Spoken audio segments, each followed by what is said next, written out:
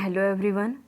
We are studying the administrative bodies under D&C Act 1940 and Rules 1945. The main objective of this act is to regulate, import, manufacture, distribution and sale of drugs and cosmetics in India. So its main aim is the prevention of substandard drugs to ensure high standard of medical treatment. Each and every person, each and every patient should get good quality of the medicine. So to control over that, this act is implemented in the year 1940 and rules 1945. So in previous lecture we had studying the administrative bodies. In that we had seen the advisory bodies, its members. Advisory body, in that first drug technical advisory body, its short form is the DTAB, its members, its functions. Then we had studied the drug consultative committee, that is the DCC. In that, then next we had seen analytical bodies. They are the Central Drug Laboratory CDL, which is located at the Kolkata, and Drug Control Laboratory in states. Means like CDL is located at Kolkata. Okay, it's a Central Drug Laboratory. But at each and every state, okay, there is the laboratory in each and every state. Okay, so after that we will see the government analyst, which is also in the analytical. Okay, there are total 3 bodies in the analytical. First is CDL, then next is the drug control laboratory in the states, that both we had seen, and then third one is the government analyst. So what government analyst is, it means exactly is what, that is, see the definition. Government analyst means in relation to Ayurvedic, Siddha or Unani drugs, a person appointed by central or state government under section 33F. Means for this Ayurvedic, Siddha or Unani drugs, person who appoints government analyst, a central government or state government, and that government analyst is working in the central drug laboratories or drug control laboratories in the state. And in relation to any other drugs or cosmetics, a person appointed by central or state government under section 20. Okay, remember this. For under Ayurvedic, Siddha or Unani drugs, a person appointed by central or state government under which section? It is section 33F. And in relation to any other drugs or cosmetic, the person appointed by same central or state government in the under which section? It's a section 20. So for Ayurvedic, Siddha or Unani drugs, that person who appointed? Central or state government under section 33F. Okay, remember it. And next is the in relation to our allopathy, means other drugs, that is our allopathic drugs or cosmetics, who appoints it? Same central government or state government under section 20. Okay, this is government analyst. So when drug inspector picks any sample in case of crime or other incidences, when it is he feels that the sample is faulty, means or in case of any misbranded or spurious drug, we have already seen what is the misbranded or spurious drugs in the definition part. So the sample sends to the CDL and government analyst test it. So state government by notification in official gazette, okay, appoint the government analyst for the analysis and testing of drugs and cosmetics. So that person means that government analyst person, that person should be pure and honest person. Okay, means that person not having any financial interest in the import, manufacture or sale of drugs or cosmetics, because see that results which is given by the government analyst, that whole process is depend on the results of government analyst. If someone it's found that means जसं की illegal काम करतात काही लोक, government ॲनालिस्टला थोडेसे पैसे देऊन हे जे सॅम्पल्स आहेत म्हणजे त्याच्या एखाद्या म्हणजे जसं एखाद्या पर्सनने स्पुरियस और मिसब्रँडेड ड्रग बनवलेला आहे, तर ते लोक काय करतात, गव्हर्नमेंट ॲनालिस्टला पैसे देतात आणि त्यांना सांगतात की ह्याचे रिझल्ट्स जे काय आहेत ॲज पर जे स्टँडर्ड्स आहेत त्या स्टँडर्ड्सप्रमाणेच ह्याचे रिझल्ट तुम्ही बनवा, जरी त्याचे रिझल्ट फॉल्टी असतील. ओके, त्याचे रिझल्ट जरी स्टँडर्ड्स मीट करत नसतील तरी ते गव्हर्नमेंटला स्वतःकडचे पैसे देतात. म्हणजे just like we called it's like a corruption, भ्रष्टाचार बोलतो आपण, लाच घेऊन काम करणं. So some peoples are involved in that. So अशा पर्सनला means person who having financial interest in overall that testing means that importing, manufacture or sale of drug and cosmetics, that person is not qualified for the post of government analyst. Okay, and such persons are not appointed. अशा पर्सनला appoint केलं जात नाही. Okay, that person should be pure and honest because all the results of this so त्याच्यावर so many things will depend on that results. Okay, this is the government analyst. Then next is the qualification for the government analyst is very important. qualification means ज्या पर्सनला government analyst म्हणून appoint करायचं आहे, so त्याच्याजवळ below mention केलेलं जे qualification आहे ते असलं पाहिजे. मीन्स त्या पर्सनजवळ एज्युकेशन क्वालिफिकेशन, ह्याच्यामध्ये काय एक्सप्लेन केलेलं आहे, एज्युकेशन क्वालिफिकेशन काय असलं पाहिजे, वर्क एक्सपिरियन्स किती वर्षाचा असला पाहिजे आणि त्याने कुठे मीन्स कुठला वर्क एक्सपिरियन्स असला पाहिजे, means work experience at which place. Okay, so now see the first point in qualification. For the appointment as a government analyst, a person should be, first is a graduate in medicine or science or pharmacy or pharmaceutical chemistry of a recognized university. Means त्या पर्सनचं graduation जे आहे means B Pharm. Okay, suppose in pharmacy और pharmaceutical chemistry it's that person should be B Pharm. Science जर त्याने BSc केलं असेल तर, इन मेडिसिन म्हटलं जर त्याने BAMS केलं असेल तर BAMS. ओके, BAMS BHMS केलं असेल तर, BDS असेल तो पर्सन तर, सो काय असला पाहिजे, तो ग्रॅज्युएट असला पाहिजे ह्या सब्जेक्ट्समध्ये. Okay, of a recognize university म्हणजे जी मान्यताप्राप्त युनिव्हर्सिटी आहे त्याच्यातून. मीन्स आता जसं की आपलं college, our college is recognise okay, recognise affiliated to university of Mumbai and our college is approved by AICT, PCI, NAC also, NAC accredited also. So like that, recognized university and has had not less than 5 years postgraduate experience in the testing of drugs in a laboratory. Okay, under the control of. आता इथे काय म्हटलेलं आहे की त्या पर्सनला means ज्या पर्सनने पहिलं graduation केलेलं आहे त्याला 5 वर्षाचा पोस्ट ग्रॅज्युएशन 5 वर्षापेक्षा कमी नसावा एक्सपिरियन्स. मीन्स 5 years और मोर दॅन दॅट एक्सपिरियन्स असला पाहिजे. आता इथे पोस्ट ग्रॅज्युएट एक्सपिरियन्स म्हणजे मास्टर्स डिग्री असा अर्थ नाही आहे ह्याचा, तर इथे पोस्ट ग्रॅज्युएशन एक्सपिरियन्सचा अर्थ काय आहे, पहिल्यांदा त्या पर्सनने ग्रॅज्युएशन कंप्लीट केलेलं असतं. ओके, मीन्स सपोज एखादा कॅन्डिडेट आहे, त्या कॅन्डिडेटने B.Pharm कंप्लीट केलं आहे. ओके, अँड B.Pharm कंप्लीट केल्यानंतर त्याचा जो पुढचा लॅबमधला एक्सपिरियन्स असेल, जर पर्सन तो लॅबमध्ये मीन्स काम करत असेल तर त्या एक्सपिरियन्सला पोस्ट ग्रॅज्युएट एक्सपिरियन्स म्हणून कन्सिडर केलं जातं. ओके, इथे असा ह्याचा मिनिंग असा नाही आहे की पोस्ट ग्रॅज्युएशन एक्सपिरियन्स म्हणजे M.Pharm.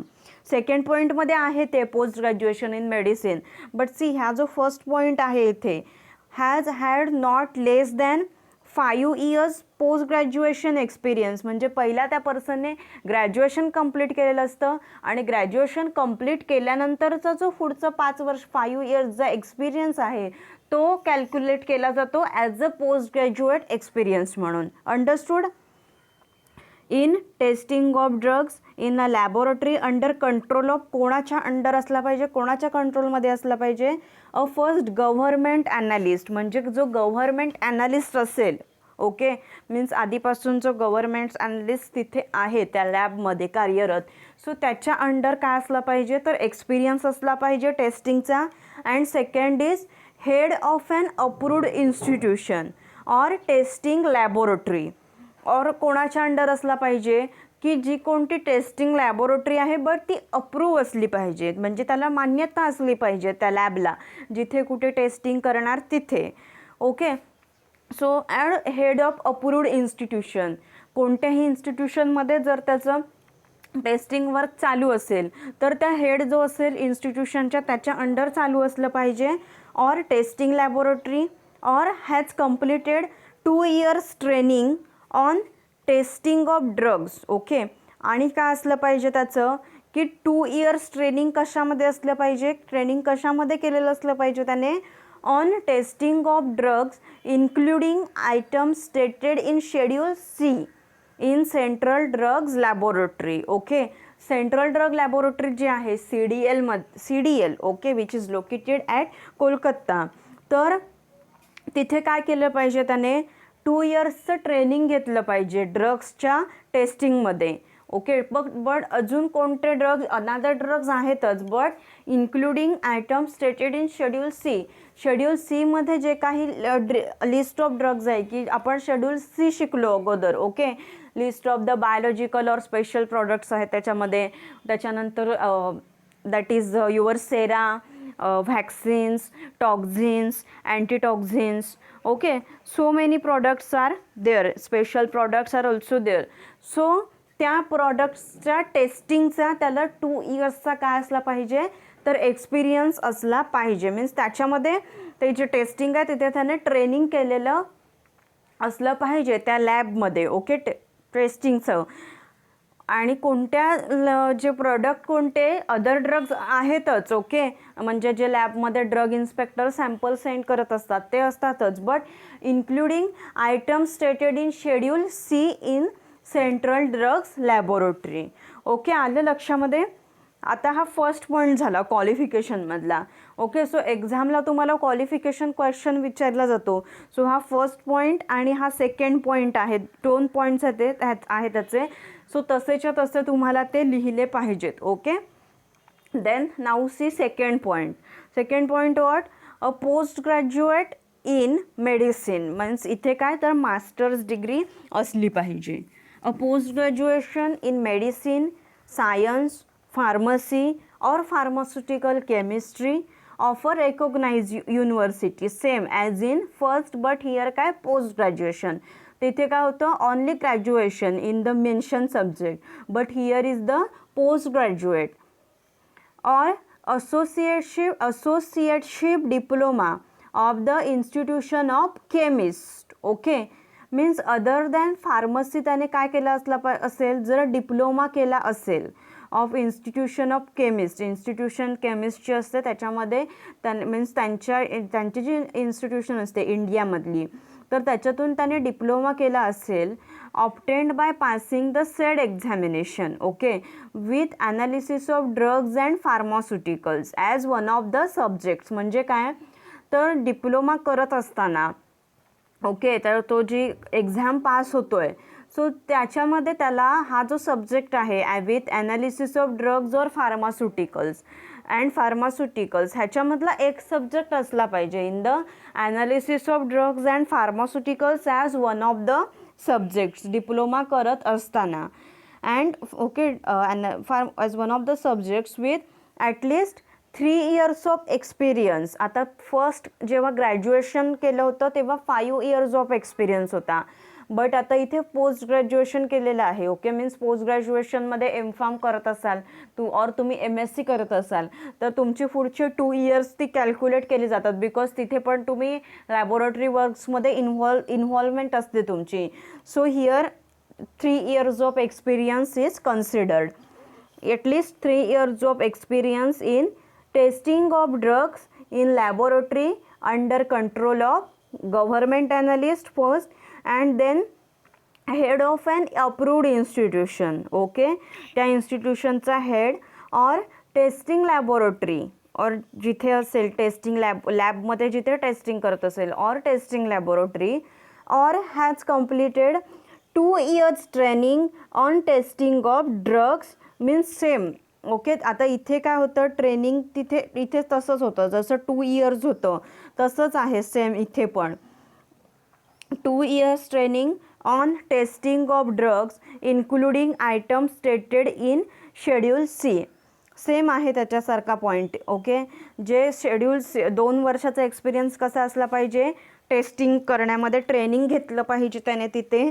ओके, सो कोणत्या ड्रगच्या टेस्टिंगमध्ये त्याची इन्व्हॉल्वमेंट असली पाहिजे, तर including item stated in schedule C. Schedule सीमध्ये जे काही प्रॉडक्ट्स आहेत त्यांच्या टेस्टिंगमध्ये त्याने ट्रेनिंग घेतलेलं पाहिजे असलं पाहिजे 2 yearsचं. वेअर, कुठे, in central drugs laboratory, central drugs लॅबोरेटरीमध्ये.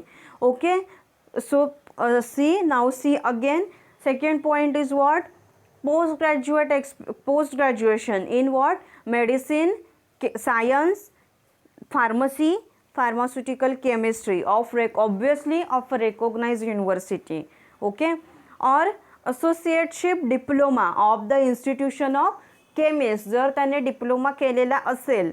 ओके, सो डिप्लोमा करताना त्याला हे सब्जेक्ट असले पाहिजेत, with analysis of drugs or pharmaceuticals, ह्याच्यामधला एक सब्जेक्ट असलाच पाहिजे. And at least 3 years of experience. So now it's a post graduation केलेलं असतं त्या पर्सनने. So here is the 3 years of experience in the testing of drugs in the laboratory under control of whom? First, government analyst, and second is head of an approved institution. Okay, जो head असेल और testing लॅबोरेटरीचा head, और त्याने काय केलेलं असलं पाहिजे, 2 years training in the testing of drugs. कशामध्ये, की जे शेड्यूल सीमध्ये प्रॉडक्ट सांगितलेले आहेत त्याच्यामध्ये त्याने त्याच्या टेस्टिंगमध्ये त्याने ट्रेनिंग केलेलं असलं पाहिजे 2 yearsचं in where central drugs laboratory. This is second point. And first point is what, graduate. Okay, graduate in medicine, science, pharmacy, pharmaceutical chemistry of recognized university and has had not less than 5 years postgraduate experience. Okay, 5 yearsपेक्षा कमी असता कामा नाही आहे experience, 5 years और more than that असला पाहिजे in the testing of drugs in laboratory. Here postgraduate experience means what? Means that person first he had completed his graduation, so after that means after when he is involved in testing, so after means graduation nantarcha experience, it's considered as a postgraduate experience under control of whom? Government analyst or head of an approved institution. Okay, or testing laboratory, and has completed what? 2 years training in where? In the testing of drugs including the products stated as the schedule C in central drugs laboratory.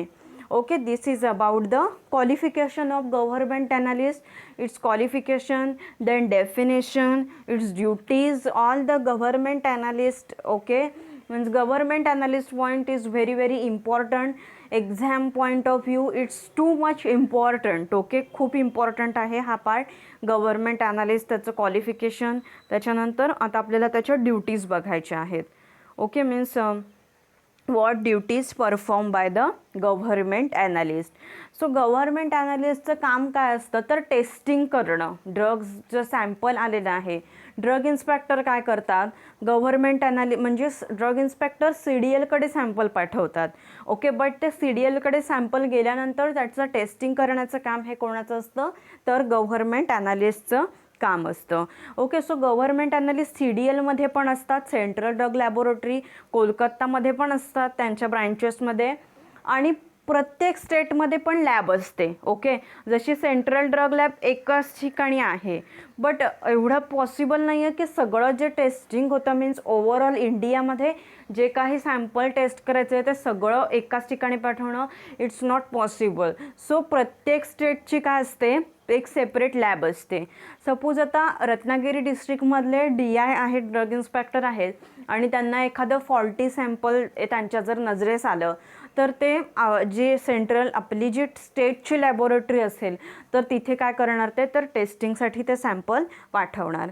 Okay, so now see the duties of the government analyst, that is first to analyze or test the samples of drugs and cosmetics sent to him by drug inspectors. Okay, means drug इन्स्पेक्टरने जे काही sample पाठवलेलं असेल, ड्रगचं असेल आणि कॉस्मेटिक्सचं असेल, ते काय करणं, ते ॲनालाइज करणं.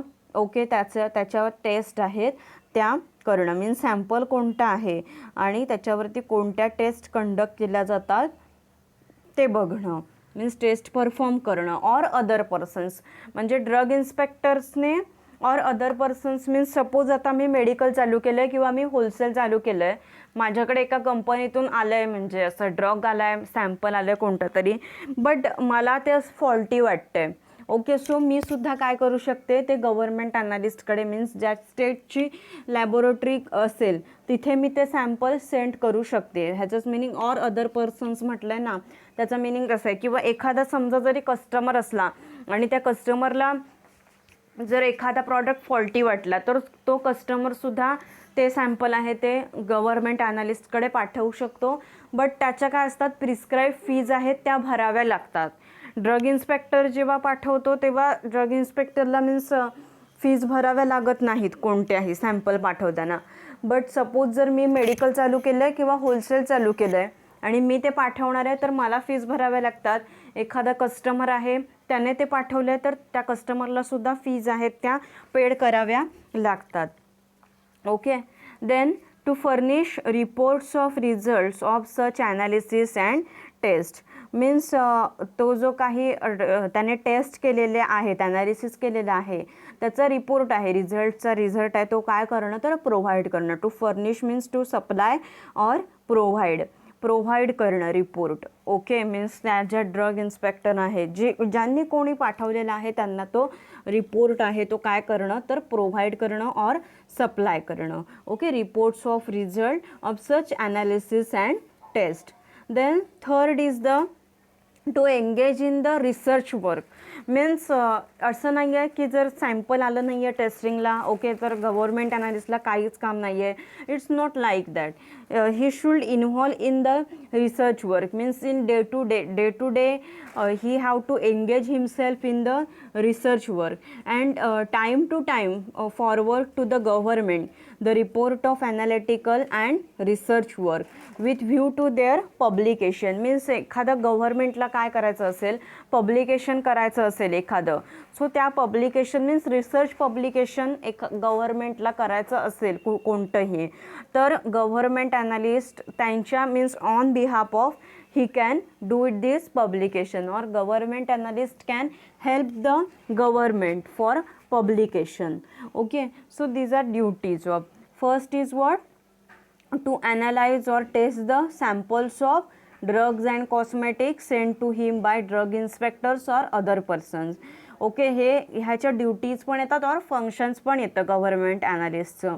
सो ड्रग इन्स्पेक्टरने किंवा अदर पर्सनने जे काही सॅम्पल पाठवलेलं आहे ड्रग्ज आणि कॉस्मेटिक्सचं त्याचं काय करणं, रिपोर्ट बनवणं आणि टेस्ट करणं. आणि तो जो report of result second duty काय आहे त्याची, तर तो ॲनालिसिस आणि टेस्ट त्याने परफॉर्म केलेले आहेत.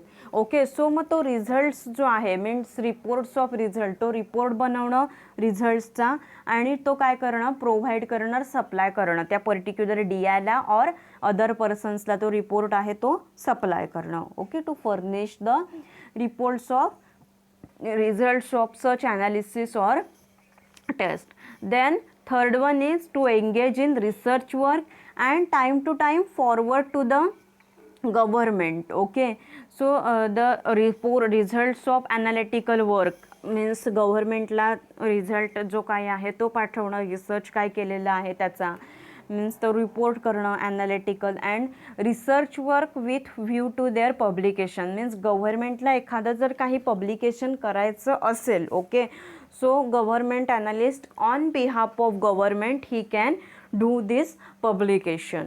Okay, means research work with view to their publication. This is the duties of government analyst. Okay, ह्या गव्हर्नमेंट ॲनालिस्टच्या ड्युटीज आहेत. It's very important in exams. सेपरेटसुद्धा क्वेश्चन विचारला जातो write down duties of government analyst, किंवा separate question write on the qualification of government analyst, then write the definition of government analyst, असं सुद्धा question विचारला जातो. Okay, so this qualification, duties and this procedure on receipt of sample, so हे सगळे point important आहेत government ॲनालिस्टमधले. Okay, so then next is the procedure on receipt of sample. म्हणजे काय तर गव्हर्नमेंट ॲनालिस्टकडे ते सॅम्पल आलं जे कोणते टेस्ट करायचं आहे. ओके, सो मग पुढे काय करतो गव्हर्नमेंट ॲनालिस्ट, पुढे प्रोसिजर काय करतो, त्याच्याकडे ते सॅम्पल आल्यानंतर ती जी प्रोसिजर काय आहे ती आपल्याला बघायची आहे.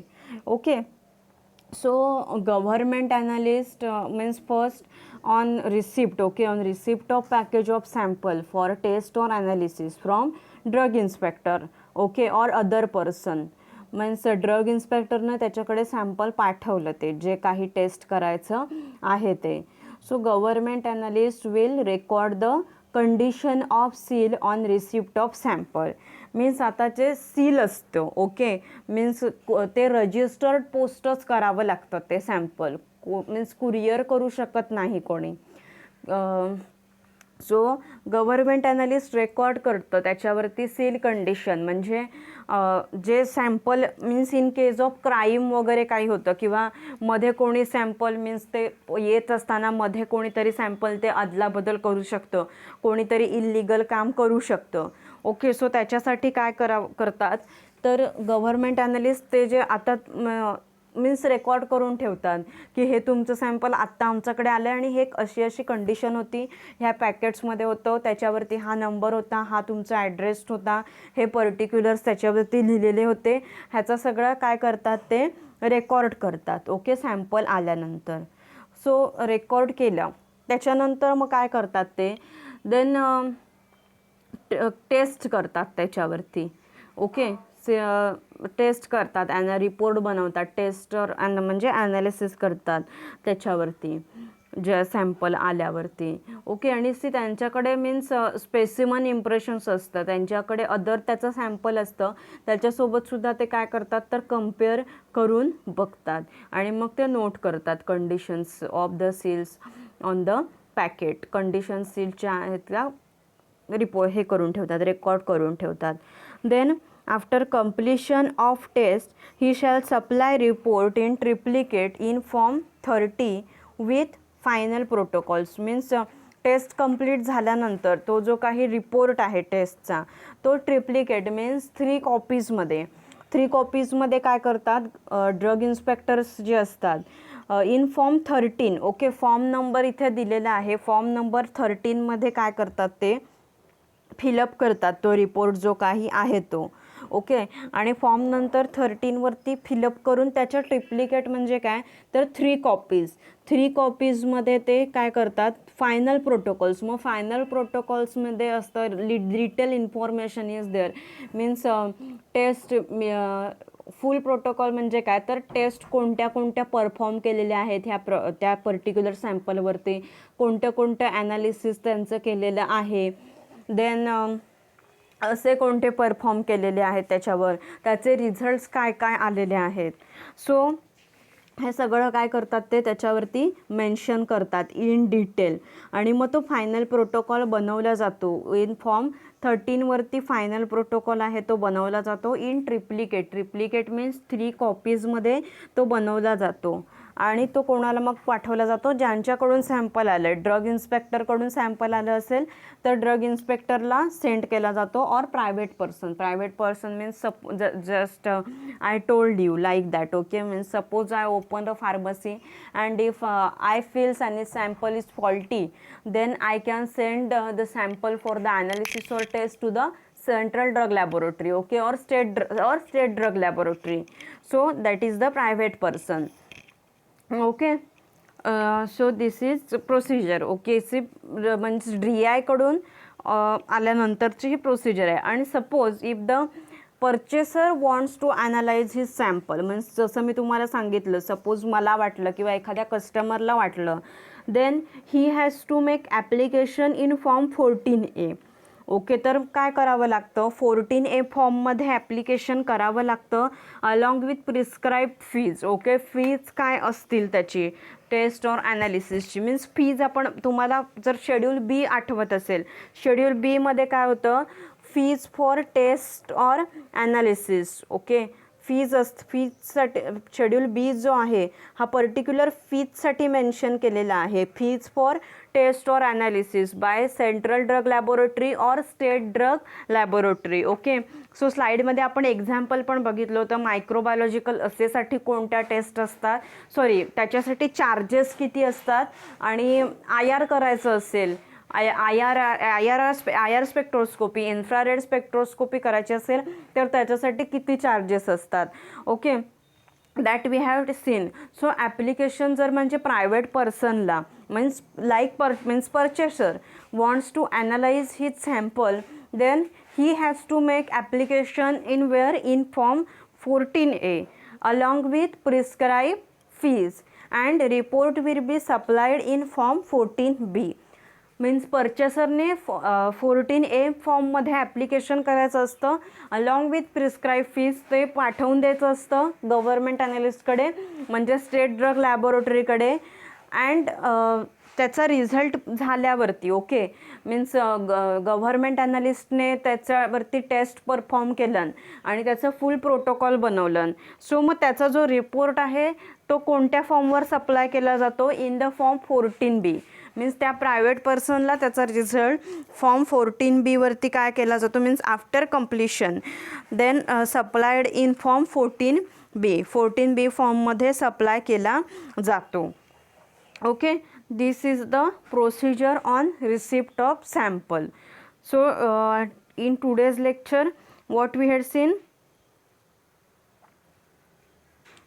definition of government analyst. Okay, remember in relation to Ayurvedic Siddha or Unani drugs, it is under section 33F, and appointed by whom, central or state government. It's common for both, who appointed, central or state government. And in relation to any other drugs or cosmetics, appointment is same but under section 20. Then next is qualification for government analyst, that we had seen. Here is the for if graduation experience is the 5 years, and here is postgraduate in medicine, so here experience is the 3 years. Then duties of government analyst: analyze, test the sample and send report of such analysis and test analysis to drug inspector or private person. Then engage in the research work, then give the report, means give the full protocols of work to the government, and if government wants to do any publication in research, then the government analyst can do it on the behalf of the government. Then next we had seen the procedure on receipt of sample, means what first government analyst will keep the record of that seal, then means number काय आहे, काय काय details आहेत त्याचा record ठेवतो, ते sample त्याच्याकडे आल्यानंतर देन टेस्ट कंप्लीट झाल्या की मग तो काय करतो, फॉर्म 30 जो आहे तो 3 टिप्लिकेट म्हणजे 3 कॉपीजमध्ये फायनल प्रोटोकॉल्स बनवतो आणि ड्रग इन्स्पेक्टर और प्रायव्हेट पर्सनला सेंड करतो. ओके, बट सपोज जर एखादा परचेसर आहे त्याला त्याचं सॅम्पल ॲनालाइज करायचं आहे तर तो ॲप्लिकेशन कशावर करणार, 14A वरती अलॉंग विथ प्रिस्क्राईब फीज, आणि त्याला जो रिपोर्ट आहे परचेसरला, ड्रग इन्स्पेक्टरला रिपोर्ट 13मध्ये.